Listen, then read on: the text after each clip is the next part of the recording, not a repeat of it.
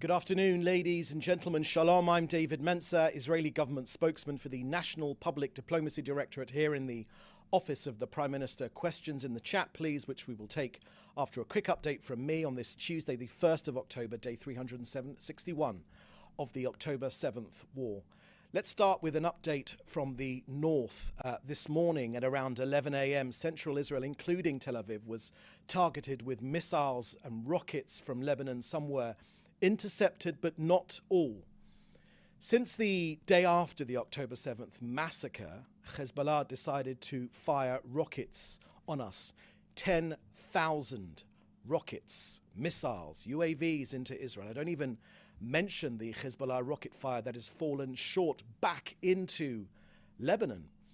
So as with the attack this morning, millions of our people ran into bomb shelters. One of those millions was actually my daughter in her school with her classmates and her teachers. She ran into the school bomb shelter. In the last year, dozens of our civilians and soldiers have been killed by Hezbollah. So you will have seen the news that last night IDF forces began a limited ground operation in southern Lebanon to neutralize Hezbollah targets and infrastructure that threaten our north. Much of the media has described this as an escalation, but let's be accurate here. The escalation started on October the 8th. Hezbollah has escalated every day since then. Hezbollah has forced more than 60,000 Israelis to evacuate their homes for a year now. Israel is a very small country, about the size of Wales or New Jersey in the US. Just imagine for a moment a terror army making almost a quarter of your country uninhabitable. Thousands of rockets raining down every day for a year. This is an intolerable reality. No country would accept it, and Israel is no different. Our forces fight to defend our homeland. They fight with the support of our people, and when you ask our soldiers, they say the same thing. They fight for humanity. Now, media almost never asks Hezbollah why they fight. Is this a territorial dispute? No. There's no territorial dispute with Lebanon. The border is precisely where the UN wants it to be. It's called the Blue Line. Is this fight for the Palestinians in Gaza? No. Palestinians have never been given citizenship in Lebanon. Hezbollah, the Iranian proxy, fights to destroy our country. They fight to kill Jews. They fight to kill Israelis. They fight under the orders of Iran to eradicate this country. Now, for many years, Hezbollah has built terror strongholds in southern Lebanon, right up against our border, sometimes meters away from our communities. I've seen them with my own very eyes, just over the border fence. As we have exposed just in the last few minutes, and also in recent weeks, three important points. Number one, Hezbollah turned Lebanese villages in southern Lebanon into military bases. Number two, Hezbollah stored weapons, advanced weapons like surface-to-surface missiles, dug underground tunnels, and laid the groundwork for a plan to invade northern Israeli communities. And number three, Hezbollah was prepared to use these villages as launch pads for an October 7th style invasion into Israeli homes. We've exposed that just today with footage. This plan had a name. It was called Conquer the Galilee Plan. This wasn't theoretical, this was real. Hezbollah senior leaders gathered 2 weeks ago in Beirut to set it into action. We will not let October 7th happen again. Not on any one of our borders. The Prime Minister has been crystal clear. Hezbollah bases inside Lebanese southern communities pose a clear and direct threat to our people. They are a blatant violation of United Nations Security Council resolutions 1559 and 1701, which forbids non-government forces south of the Litani River. Indeed, let me quote to you 1701, chapter and verse. So I quote, "The establishment between the Blue Line and the Litani River of an area free of any armed personnel, assets and weapons other than those of the government of Lebanon and UNIFIL as authorized in paragraph 11 deployed in this area." The Prime Minister has made clear that our goal is crystal clear: to remove these threats to our people, to get our people back into their homes. In Lebanon, Israel's action is limited, targeted, and localized. Let me say that again. It's limited, targeted, and localized. The IDF has issued warnings to civilians in the areas where Hezbollah is embedded. Civilians will have seen with their own eyes Hezbollah forces and its weapons. We tell them clearly today, move On out October of 8th, harm's way. Our war is not with the people of Lebanon, though Hezbollah dominates Lebanon. It's time for the Lebanese government and army to dominate Lebanon rather than Hezbollah. We, for our part, are making every effort to reduce civilian casualties. No army in the world provides advanced warning when possible. And the message to the Hamas rapist army holding our hostages in Gaza is also very clear. As the Prime Minister has said, the pressure Israel puts on Hezbollah leaves Hamas more and more isolated. Now finally, on the eve of the Jewish New Year, Rosh Hashanah, the Prime Minister said that these are days of historic achievements, but also of major challenges. He, along with all Israelis, commended our men and women in uniform and all our security services who are excelling in defending our country, enabling our people to stand tall and with pride, with our heroic soldiers defending our country with dedication, with sacrifice and heroism. As the Prime Minister said, they've shown bucket loads of this dedication throughout the past year. To the families of the fallen, whose pain will be all the more acute at this time of families getting together, the Prime Minister said that your sacrifice has allowed the honor of living here. To our dear wounded, the Prime Minister sent best wishes for a speedy recovery and a full recovery. And to the dear families of our hostages, the Prime Minister and all Israelis stand with you. They're always first and foremost in our minds every moment of the day. We will not rest until we return all of them. Let them go now. And finally, the Prime Minister thanked the citizens of Israel, the reservists, their wives, husbands and partners, the mums and dads of our fighters, and the children for being steadfast throughout Israel's longest war. The Prime Minister said that we're in a war for our very existence. We will unite, we will go hand in hand and defeat our enemies. He ended with the traditional blessing. So ends a year and its curses, and with God's help, so begins a year and its blessings. May we all have a good year, and a happy holiday. So that's the end of our briefing today. I will now take your questions, which you should put in the chat, together with your news outlet. Okay, first question I can see here is from Joel Pollock at Breitbart News. Firstly, is this now officially the third Lebanon war? Thank you, Joel, for that question. The name of our fight against Hezbollah, I think, is less important than our duty to push Hezbollah back behind the Litani River, as is clear in UN resolutions, for the area to be disarmed and for our people to be allowed home. That's what's important to us right now, Joel. The second question you ask is, did the US leak details of the operation? So thank you for that question, Joel. Let me remind you that Israel and the US stand shoulder to shoulder, side by side, as we have for decades, because of our shared values, because of the fact that we are a beacon of democracy hundreds of miles in every direction, and because of the fact that we share the enemies as well. It's Iran which is behind all of this menace against Israel. They're our enemy, but they're your enemy as well. They're the enemy of the West. They're the enemy of democracies. They're the enemy of freedom.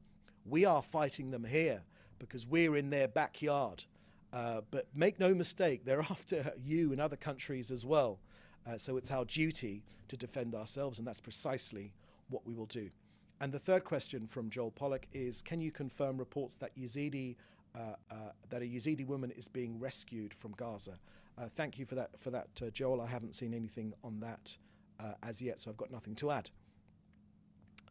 Okay, next question is from Gracie Jerome from Channel 4 News. You talk about a limited, targeted and localized, but what's your end game? How will you avoid getting bogged down in another protracted occupation? And you also ask, is an Israeli invasion of Lebanon that led to Hezbollah's creation? Why do you think this invasion will be successful? Thank you for that question, Gracie from Channel 4 News in the UK. We've said very, very clearly that this operation is limited, it is targeted, and it is localized. So it doesn't meet any of the criteria that you are encouraging me to do. We've got no interest in taking forward the ideas which you are suggesting to me. We have a duty to defend our northern border. We want our purpose in this entire operation is to get our people home. More than 60,000 of our people have been evicted from their homes. This is Israeli sovereign territory.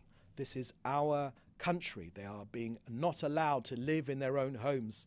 This country has a duty to defend itself, a duty to return these people to their homes, and that is our people to their homes, and that is precisely what we will do. No more and no less. We say again, this is a limited, targeted, and localized operation. In contrast, of course, to Hezbollah, whose objective, if you would just only ask them, is to destroy this country. Now, I would say that's an unlimited objective. They wish to wipe this country off the face of the earth. I've seen some analysts compare this to the Cuban Missile Crisis when Russia moved missiles into Cuba as a threat to the US. This is an Iranian proxy that sees the front line of their operation against this country to destroy this country. When they say it, they mean it. They wish to destroy this country. Hezbollah is their front line. Southern Lebanon is their front line. Wherever Iran gets involved becomes a failed state. That is why Lebanon is in the difficulty which it is in. We have a duty to return our people to their homes. We have a duty to defend our northern border, and that is precisely what we are doing. It's a limited, targeted, and localized operation to defend this country. No more and no less. Next question here is from Fred Ager. You quote a family of one of the hostages. I feel a sort of personal failure that they are not here yet, says Yifat Zayla, the cousin of Shiri Bibas, during a visit to a kindergarten in Near Oz to mark 1 year since her cousins were taken. What updates can you give us on the hostage front?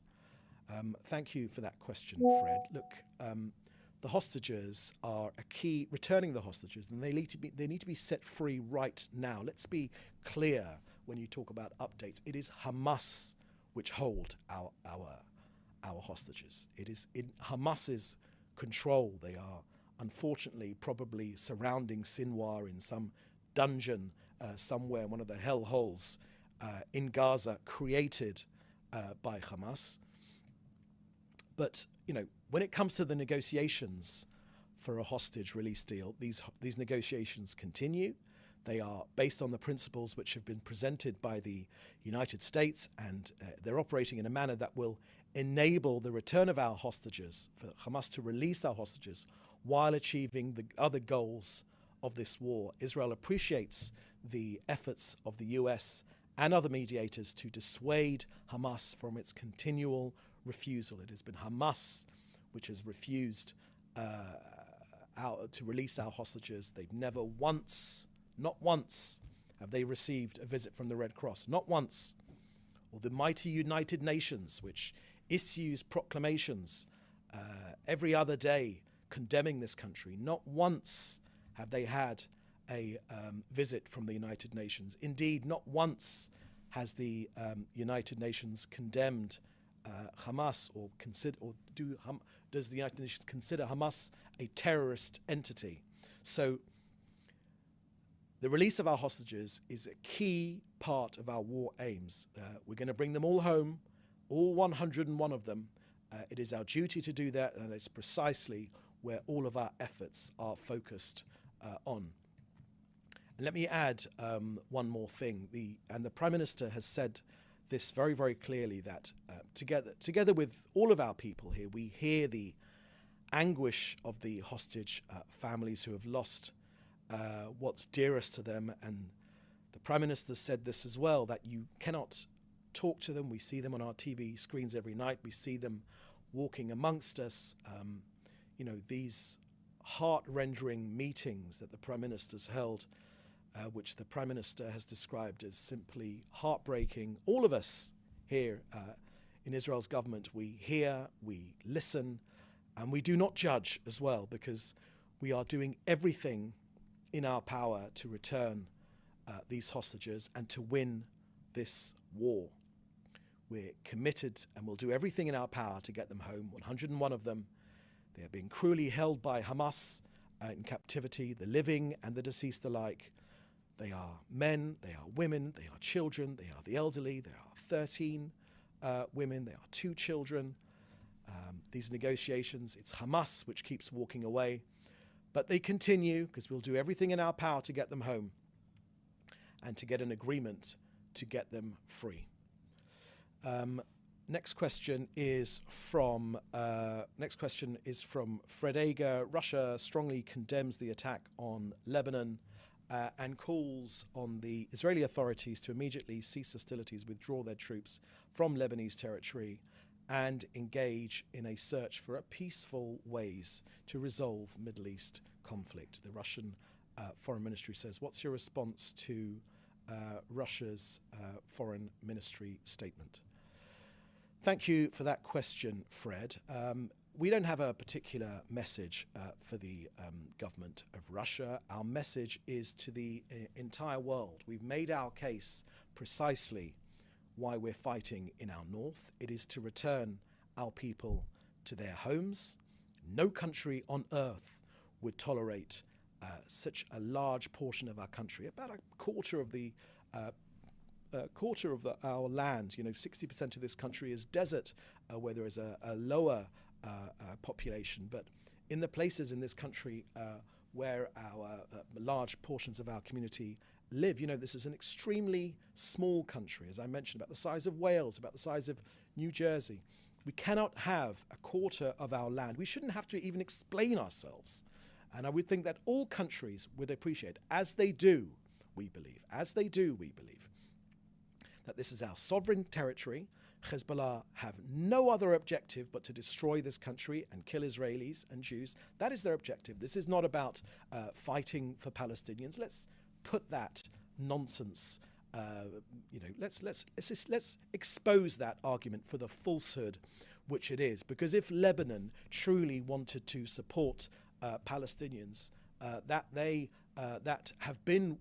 left Israel in 1948 as a result of the 1948 war, if the Lebanese wanted to help those Palestinian people, then they would have given them citizenship. But they haven't. Not one of them.